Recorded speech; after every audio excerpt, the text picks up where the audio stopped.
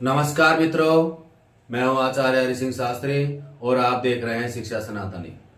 मित्रों, आज हमें व्यंजन संधि पढ़ रहे हैं और व्यंजन संधि में सबसे पहले हमें व्यंजनों के बारे में बताएंगे कि व्यंजन संधि के व्यंजन कहते किसको हैं, व्यंजन क्या है। क्योंकि हमने पहले स्वर संधि में स्वरों का वर्णन किया था कि वे स्वर कहते किसको हैं, कि जो स्वयं के द्वारा उच्चारित किया जाता हो, किसी की सहायता नहीं ली जाती हो, वो स्वर कहलाते हैं। यहाँ पर जो व्यंजन हैं वह व्यंजन दूसरे वर्णों की सहायता से बोले जाने वाले वर्णों को क्या कहते हैं, व्यंजन वर्ण कहते हैं, जो हमेशा दूसरे की सहायता लेकर के बोले जाते हैं। स्वरों में ऐसा नहीं है, स्वर तो केवल जैसे ए आ ई, इसमें किसी की सहायता नहीं ली जाती। यहाँ पर जो व्यंजन है इसमें हमेशा दूसरों की सहायता ली जाती है, यानी कि स्वरों की सहायता ली जाती है। यानी कि व्यंजन हमेशा दूसरे वर्णों की सहायता से बोले जाने वाले वर्णों को क्या कहते हैं, व्यंजन वर्ण कहते हैं। जैसे कै अपन बोलते हैं कै। अब ये कै में है क्या है, कै प्लस ए, क्योंकि कै तो है गया व्यंजन और ए इसमें स्वर। ये हमेशा स्वर की सहायता से बोलेंगे, जब जाकर क्या कहेंगे, कै खे गे घे गे। यानी कि जो स्वर होते हैं उनके जो सहायता लेकर के बोले जाते हैं उन वर्णों को क्या कहते हैं, व्यंजन वर्ण कहते हैं। क्योंकि इनका उच्चारण हमेशा स्वरों की सहायता से लिया जाता है। पहले हमने महेश्वर सूत्रों में ये तो भी पढ़ लिया था कि स्वर और व्यंजन क्या होते हैं। अब हम केवल व्यंजनों के बारे में पढ़ रहे हैं। स्वर पढ़े थे उस समय तो स्वर बताए थे 9 और व्यंजन पढ़ेंगे तो 9 व्यंजन हम बताएंगे 33। यानी कि जो व्यंजन वर्ण है वो 33 है। और व्यंजन वर्ण महेश्वर सूत्रों में हयवर टलण यम गण नम जबय गढ़ दसे जब गढ़ दसे खेपे छट चतवे कपय स हराल। ये व्यंजन वर्ण में आते हैं 10 सूत्र, क्योंकि 4 सूत्र थे वो महेश्वर सूत्रों में, वो स्वर थे ए ऊंड रेल रेक एओंग और अयोज। ये 4 है जो स्वरों में है और बाकी के 10 है व्यंजन में है। यहां पर हमें व्यंजन के बारे में बता रहे हैं कि व्यंजन कितने होते हैं, 33। कितने होते हैं, 33। वो कौन कौन से हैं, कै खे गे घे ग। ये हमेशा हलंत वर्ण होते हैं। और यहां पर चे छे जय जय ये टे ठे डे डे न ते थे दे धे न पे फे बे भे मैं।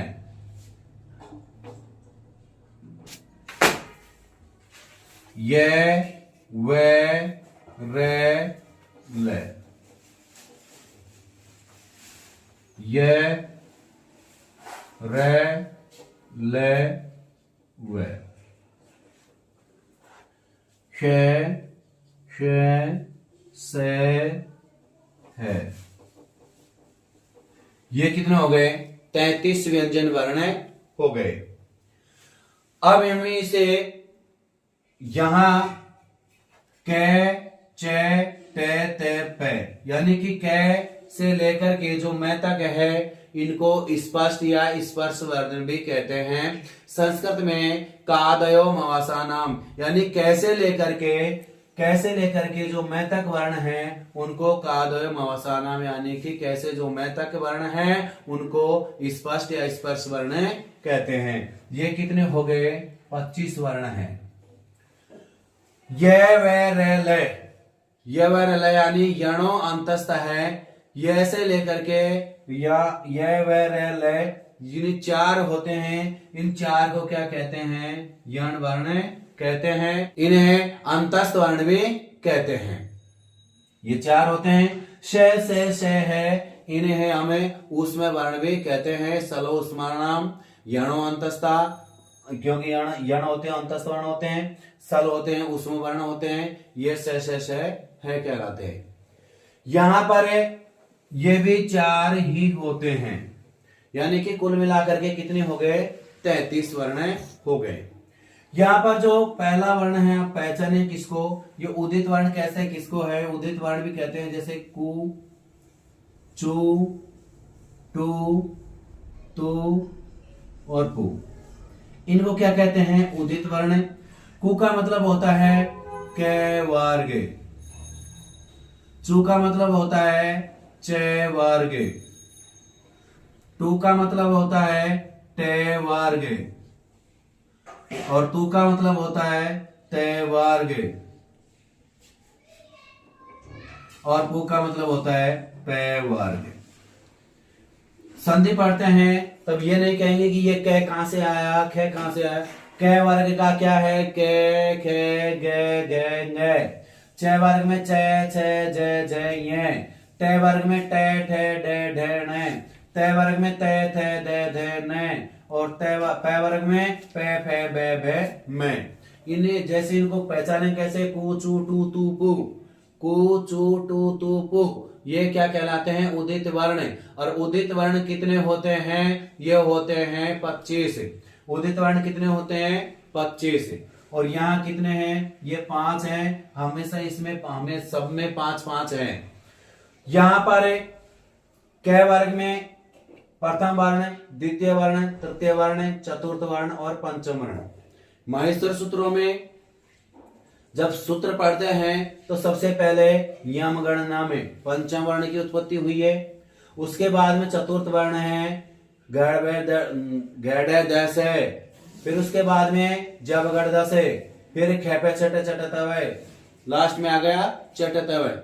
यहाँ पर पंचम वर्ण, चतुर्थ वर्ण, तृतीय वर्ण, द्वितीय वर्ण और प्रथम वर्ण के माहेश्वर सूत्रों में वर्ण किया गया है।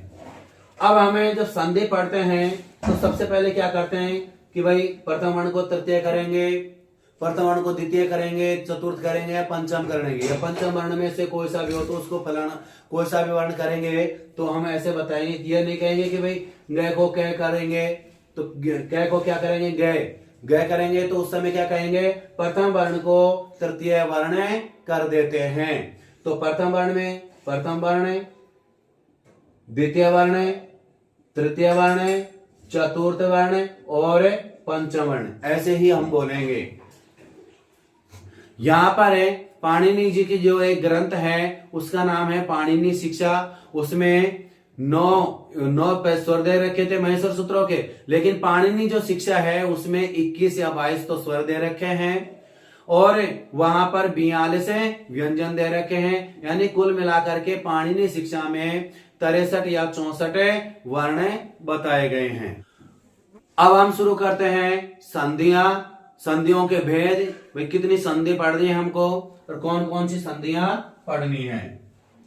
यहां संधि है नंबर 1 पर पढ़ेंगे हमें इष्टुत्व संधि। कौन सी संधि पढ़ेंगे? इष्टुत्व संधि। नंबर 2 पर पढ़ेंगे हमें इष्टुत्व संधि। नंबर 3 पर पढ़ेंगे हमें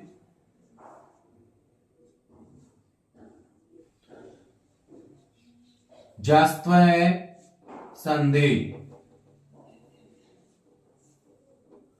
नंबर 4 पर होगी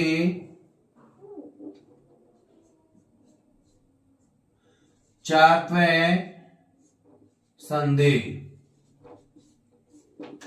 नंबर 5 पर है पूर्व शैवार्ण संधि। नंबर 6 पर है पर शैवार्ण संधि। नंबर 7 पर होगी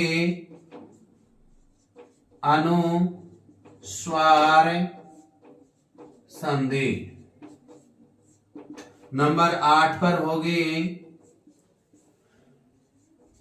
अनुनासिक संधि। ये संधियों तो हम यहां पर पढ़ेंगे, लेकिन जब सेकंड ग्रेड, फर्स्ट ग्रेड और थर्ड ग्रेड है उसमें हमें लत्व संधि, छत्व संधि, तुगागम, गुडागम, कुक्टुकागम इनका प्रयोग हमें करते हैं। अब हमें अगले वीडियो में पढ़ेंगे कौन सी संधि है, स्तुत्व संधि। तब तक के लिए धन्यवाद। देखते रहिए हमारा YouTube चैनल शिक्षा सनातनी।